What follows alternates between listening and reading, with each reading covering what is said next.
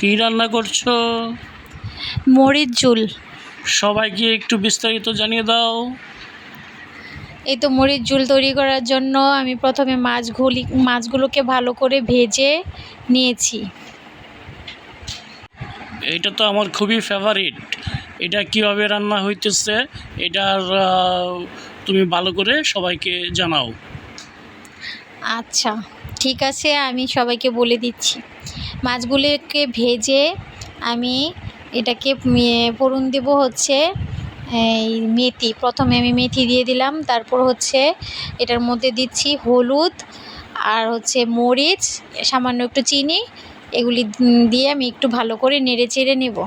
এই যে দেখো আমি কীভাবে এগুলিকে দিয়ে ভালো করে নেড়ে চেড়ে নিচ্ছি। আর সবাই এটাকে ট্রাই করবে, দেখবে কেমন হয়, খেতে কেমন লাগে। আমার কাছে তো খুব ভালো লাগে। তারপর এগুলিকে একটু ভালো করে নেড়ে চেড়ে টমেটোগুলোকে দিয়ে দিয়েছি। টমেটোগুলোর মধ্যে স্বাদ মতো নুন দিয়ে দিলাম। তারপর নুন দিয়ে এগুলিকে একটু ভালো করে নেড়ে চেড়ে এইটাকে ভালো করে ঢেকে দেব। ঢেকে ভালো করে সিদ্ধ করব। তারপর এটার মধ্যে একটা জিনিস অ্যাড করব, সেটা হচ্ছে জিরে আর রাঁধুনি ভালো করে বেটে নিয়েছি। শিলনোড়াতে বেটে নিয়েছি, বেটে এটা পরে অ্যাড করব। তারপর হচ্ছে এটাকে ভালো করে আমি নেড়েচেড়ে এটা ভালো করে এটাকে সিদ্ধ করতে হবে। এটা ভালো করে ফুটতে হবে, না ফুটলে তো হবে না।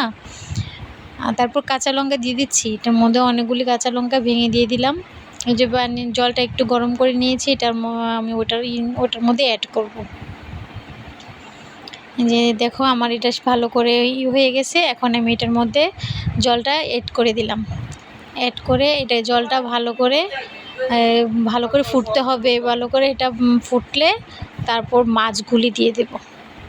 জলটা নেড়ে চেড়ে আবার একটু ঢেকে দেব। আর এটার মধ্যে একটু হালকা টক দিতে হয়, সেজন্য আমি তেঁতুল দিয়ে দিলাম। তেঁতুলটা টক দিয়েছি। এটার মধ্যে সাথে আম দিলে আরও ভালো হয়, তার জন্য আমি এটার মধ্যে আমও দিব। আমটা একটু পরে দেব, কারণ আগে দিলে আমটা বেশি হয়ে যাবে। এখন আমি মাছগুলিকে দিয়ে দিচ্ছি। আমার ইয়েটা ভালো করে ফুটে গেছে, তার জন্য আমি এখন মাছগুলি দিয়ে দিচ্ছি। মাছগুলি দিয়ে আবার ভালো করে এটাকে ফোটাবো, ভালো করে সিদ্ধ করবো।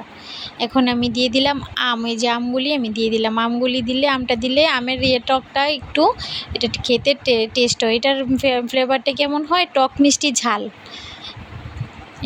এইরকম ফ্লেভার হয়। টক ঝাল মিষ্টি।